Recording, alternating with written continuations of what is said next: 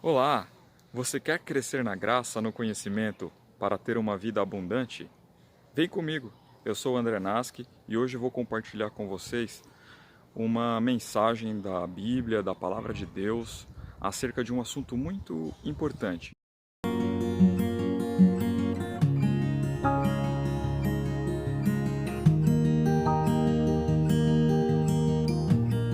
É em João, no Evangelho de João, no capítulo 8, no versículo 32, que diz assim: Conhecereis a verdade e a verdade vos libertará. Isso aí era Jesus falando para os seus discípulos. O que Jesus estava dizendo? Ele estava dizendo para os discípulos assim: vocês querem ser libertos do pecado? Vocês querem ter uma vida de liberdade? Vocês querem viver uma vida na qual vocês não estão subjugados, na qual a vontade de vocês, as ações de vocês não estejam subjugadas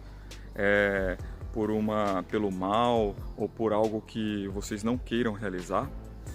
Então vocês precisam conhecer a verdade.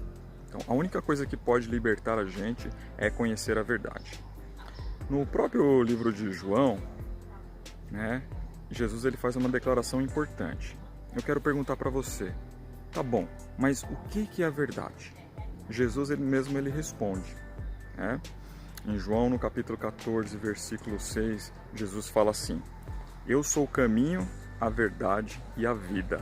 Ninguém vem ao Pai se não for por mim. Então Jesus ele mesmo declara que a verdade a qual ele estava se referindo seria ele mesmo. Então nós podemos traduzir o versículo de João capítulo 8, versículo 32, da seguinte maneira: E conhecereis Jesus, e Jesus te libertará. Tá bom? Mas eu estava ontem conversando com minha esposa e com meu filho mais velho. Meu filho mais velho tem 15 anos e a gente conversa muito sobre a Bíblia. E eu estava conversando com ele e ele me fez uma pergunta sobre o significado de uma palavra dentro da Bíblia. Eu falei para ele: filho, você já ouviu falar sobre exegese? Aí ele falou assim: não, o que é? Aí eu falei para ele: exegese é uma metodologia, é a ciência de interpretar a Bíblia. E na exegese, quando nós estudamos exegese, a primeira coisa que a gente aprende é que nós não devemos buscar os significados das palavras da Bíblia em dicionários ou em outros livros. Nós precisamos buscar dentro da própria Bíblia. Então, se eu quero saber o significado de uma palavra na Bíblia, onde que eu vou procurar o significado? Em outros versículos da própria Bíblia que tenha a mesma palavra, e aí eu vou associar os contextos para entender qual o significado daquela palavra. Pois bem, essa palavra conhecer, que foi utilizada no Evangelho de João, o Novo Testamento foi escrito originalmente em grego, tá? No idioma grego. Então, essa palavra, conhecereis a verdade, ela foi utilizada a palavra original gnosis, que significa conhecer, conhecimento, em grego. Mas, no hebraico,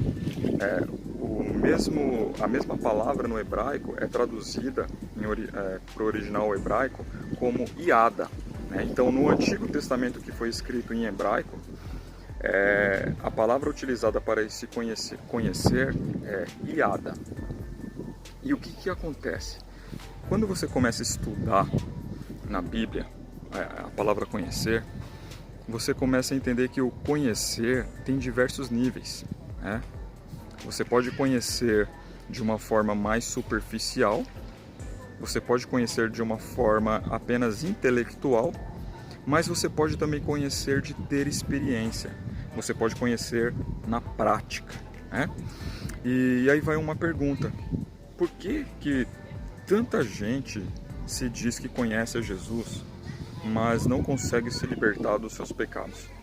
Não consegue ter uma vida abundante, não consegue ter uma vida na qual ele mesmo toma suas próprias decisões e escolhe para onde ele quer seguir. Tem pessoas que estão sempre escravizadas, tem pessoas que não conseguem seguir um plano, começa um objetivo e desiste, quer seguir para uma direção e não consegue, parece que está presa. Olha o que a Bíblia diz: conhecereis a verdade e a verdade te libertará.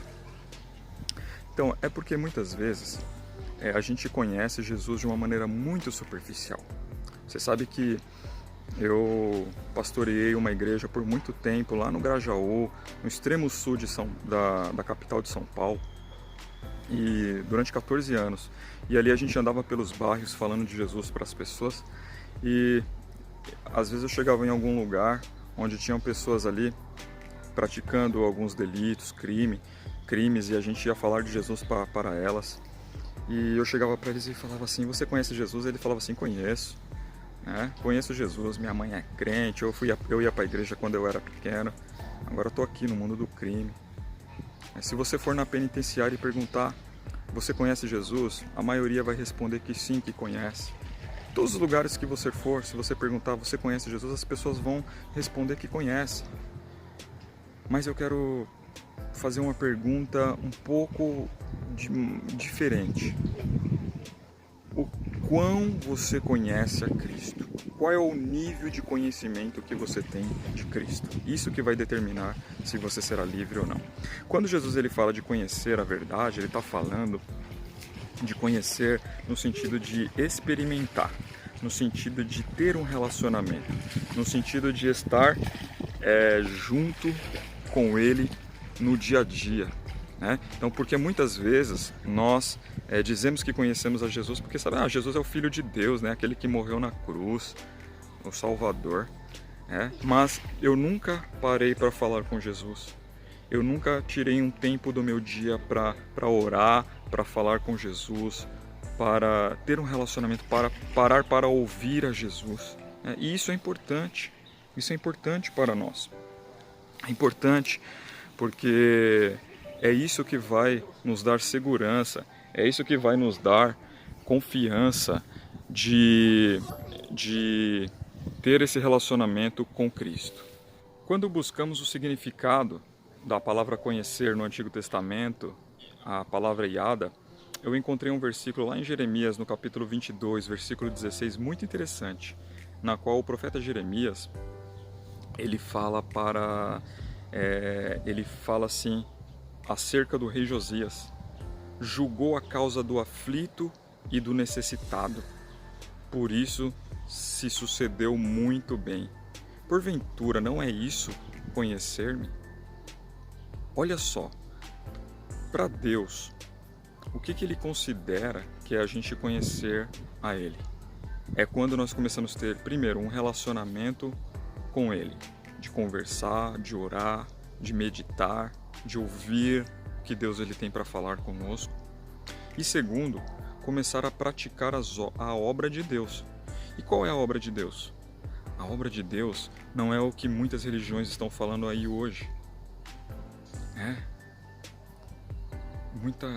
Muita gente falando que você tem que fazer isso, que tem que fazer aquilo outro. Não, a obra de Deus é o quê? É você julgar a causa do aflito e do necessitado.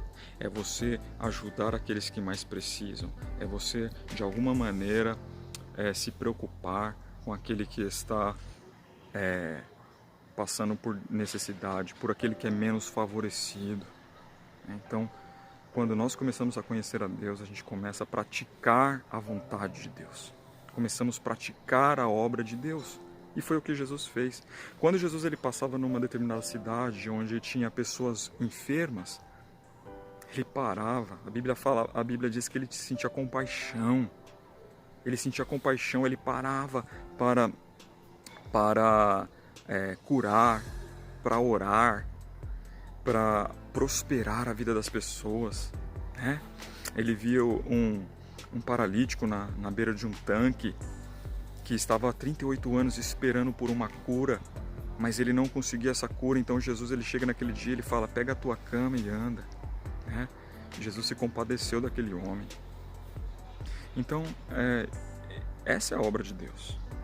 Essa é a obra de Deus. Quando nós começamos a ter relacionamento com Deus, nós começamos a fazer a vontade de Deus. E quando nós começamos a colocar em prática a vontade de Deus, a nossa própria vida começa a mudar. As cadeias começam a se quebrar. Nós começamos a viver uma vida livre, uma vida abundante. Então, se você quer crescer na graça e no conhecimento, faça um compromisso. Cada dia da sua vida, pega nem que seja um versículo da Bíblia, leia, medite nele e coloque em prática na sua vida. Porque a cada dia crescendo um pouco mais, a cada dia você será melhor do que você mesmo no dia anterior. Não se compare com outros, né? Ah, mas o fulano de tal está apenas 2 meses na igreja e já está pregando, já está fazendo isso, aquilo, outro. Não se preocupe com isso. Se preocupe no seu relacionamento com Deus. Se preocupe na forma como você está ouvindo Deus falar com você, na forma como você está se relacionando com Deus. Conhecereis a verdade e a verdade vos libertará. Então hoje essa é a palavra de hoje para o seu coração. Fique com Deus, se inscreva no meu canal, compartilhe com as pessoas que você acha que precisam ouvir essa mensagem. Fique à vontade para fazer os comentários aí embaixo no vídeo, eu vou responder os seus comentários. Se você quiser também oração, quiser trocar uma ideia comigo, fique à vontade. Um beijo, André Nasky, fiquem na paz.